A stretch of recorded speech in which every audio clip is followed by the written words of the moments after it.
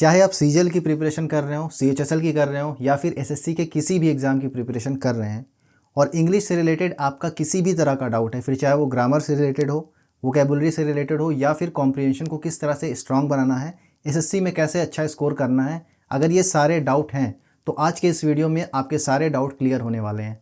Hello aspirants, welcome to SSC exam guide.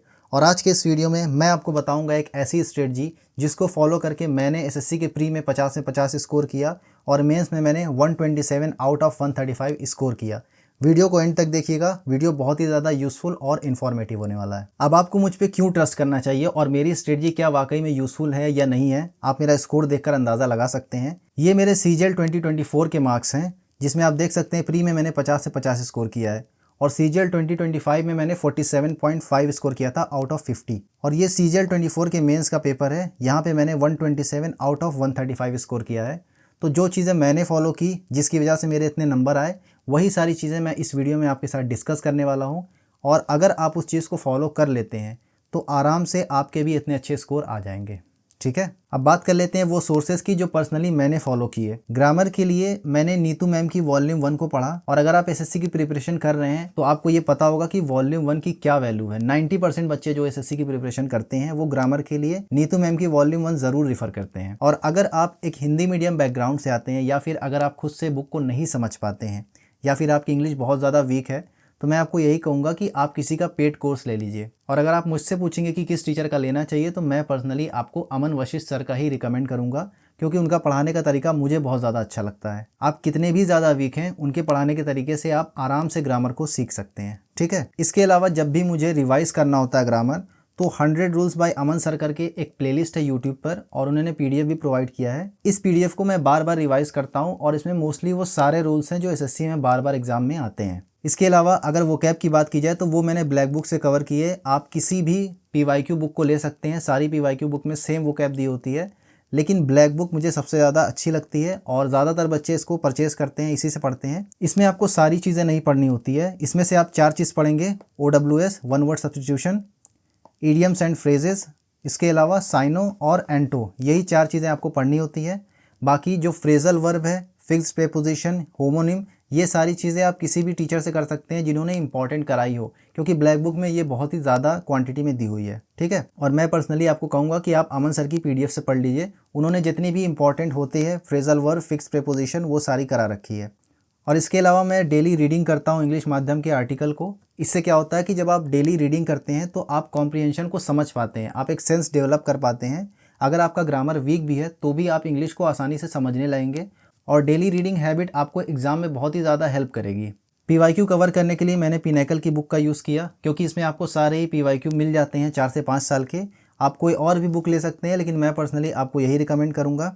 और इसके अलावा मैंने एक नोट कॉपी बनाई थी इंग्लिश की, और उसमें मैंने किसी का बैच के नोट्स नहीं बनाए। उस कॉपी में बहुत ही इंपॉर्टेंट चीज़ें हैं, जैसे मान लीजिए मैंने ग्रामर की कोई बुक पढ़ी या फिर 100 रूल बाय अमन सर को कंप्लीट कर लिया। इसमें से जो चीज़ें मुझे बार बार भूलती थी, जो चीज़ें हाईलाइटेड थी, मैं उसको इस कॉपी में नोट करता था। मॉक के कोई क्वेश्चन गलत हो गए, वो सारी चीज़ें मैं नोट करता हूँ इसमें। बाकी वोकैब अगर मुझे कोई बार बार भूल रही है या फिर कोई ऐसी नई वोकैब आ गई जो एसएससी के लिए इंपॉर्टेंट है, वो सारी चीज़ें मैं इस कॉपी में नोट करता हूँ। और इसके अलावा मैंने बहुत सारे सेक्शनल मॉक दिए और वोकैब की क्विज़ दी। वोकैब क्विज़ अक्सर लोग स्किप कर देते हैं, इग्नोर कर देते हैं, लेकिन ये बहुत ही ज़्यादा इंपॉर्टेंट होती है। अगर आपने मॉक दिया होगा तो आपको ये चीज़ पता होगी कि आती हुई वोकैब भी कभी कभी गलत हो जाती है, या फिर बहुत सारी ऐसी वोकैब आती है जो आपको नई लगती है, ऑप्शन बहुत ही ज़्यादा कन्फ्यूजिंग होते हैं, आप कर नहीं पाते हैं। ठीक है, लेकिन अगर आप वोकैब क्विज करते हैं डेली डेली तो आपका एक सेंस डेवलप हो जाता है कि आप किस तरह से ऑप्शन को एलिमिनेट करेंगे। आपके अंदर एक स्किल आ जाती है, अपने आप ऑप्शन को एलिमिनेट कर पाएंगे और सही आंसर तक पहुंच पाएंगे। अगर सेक्शनल मॉक की बात की जाए तो प्री के मैंने बहुत सारे सेक्शनल दिए थे, जितने पीवाईक्यू के हैं 4-5 साल के मैंने सारे दे दिए थे, और कुछ सेक्शनल मैंने मेंस के भी दिए थे। और इसके अलावा क्लोज टेस्ट, पैराजंबल और रीडिंग कॉम्प्रिहेंशन, इन तीनों की प्रैक्टिस भी मैंने अलग से मॉक के थ्रू की थी। अब ये है मेरे नोट्स जो मैंने अपने लिए बनाए थे, और कितने ज़्यादा हेल्पफुल हैं अभी आपको पता चल जाएगा। यहाँ पे आप देखिए, जो चीज़ें मैंने इसमें लिख रखी है उसका मैंने कंटेंट भी बना लिया था।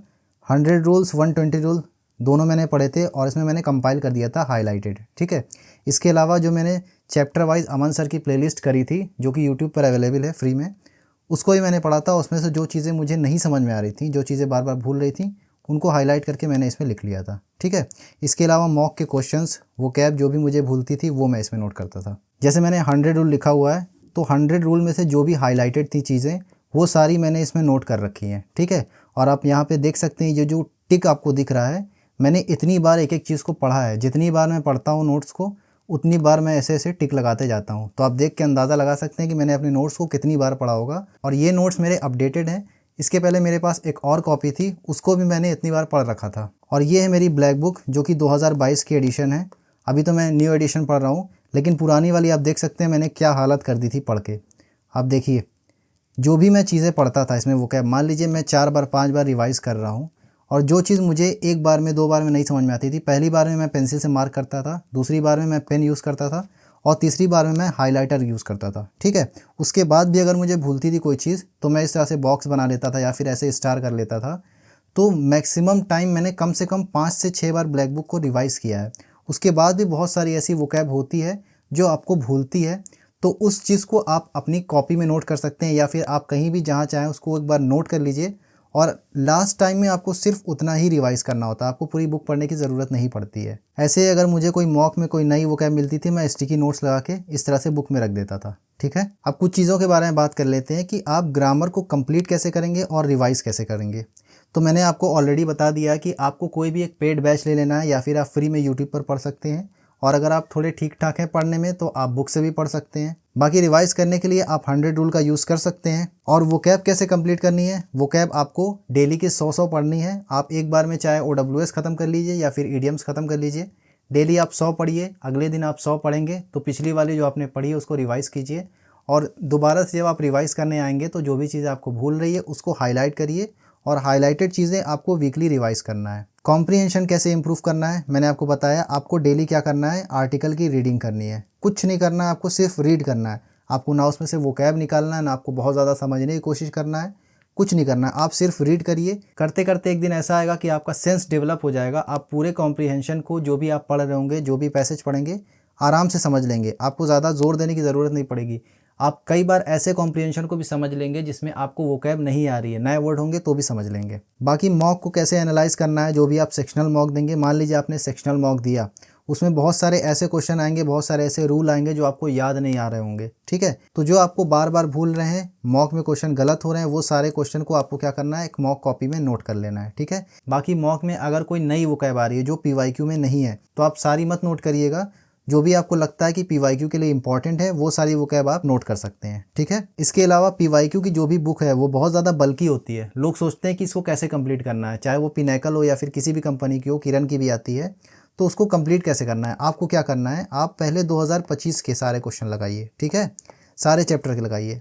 2025 के एक बार लग जाए, फिर आप 2024 पे जाएंगे, 2023 पे, और ऐसे करते करते आपको पीछे तक जाना है। ठीक है, और उसके अलावा आपको पहले सारे CGL के लगा लेने हैं, फिर आप CHSL पे आएंगे, फिर MTS पे। अगर आप इस तरह से करेंगे तो धीरे धीरे आपकी सारी बुक कंप्लीट हो जाएगी। ठीक है, बाकी नोट्स कैसे बनाना है वो मैंने आपको बता दिया। जो भी चीज़ आप पढ़ रहे हैं उसमें से जो भी चीज़ें हाईलाइटेड हैं, सिर्फ उस चीज़ की आपको नोट बनाना है। जो भी चीज़ें आप पढ़ रहे हैं, जो भी चीज़ें हाईलाइटेड है, सिर्फ उसी चीज़ का आपको नोट्स बनाना है। ठीक, बाकी हिंदी मीडियम के लिए सिर्फ एक टिप है, आप मेहनत कीजिए और रीडिंग डेली करिए। आपको अगर नहीं समझ में आ रहा है तो आप छोटे बच्चों की, छोटे क्लास की कोई स्टोरी बुक लीजिए, उसको रीड करिए। धीरे धीरे आप क्लासेस को बढ़ाते जाइए, आपकी इंग्लिश धीरे धीरे इंप्रूव होने लगेगी। ठीक है, और किसी का एक पेड बैच ले लीजिए, अच्छे से उस बैच को पूरा कवर कीजिए, शुरू से लेकर एंड तक देखिए, नोट्स बनाइए, बार बार रिवाइज कीजिए। इंग्लिश कोई ऐसी चीज़ नहीं है जो अचानक से इंप्रूव होगी, 3-4 महीने लगते हैं, लेकिन 3-4 महीने के बाद आप खुद अपने अंदर इंप्रूवमेंट देखेंगे। तो यही था एक छोटा सा वीडियो इंग्लिश स्ट्रेटजी के बारे में। आई होप आपको ये वीडियो पसंद आया। बाकी वीडियो को अपने दोस्तों के साथ शेयर कर दीजिएगा, जिसको ज़रूरत है उसके साथ शेयर कर दीजिएगा। मैं मिलता हूँ आपसे किसी अगले वीडियो में। Bye bye.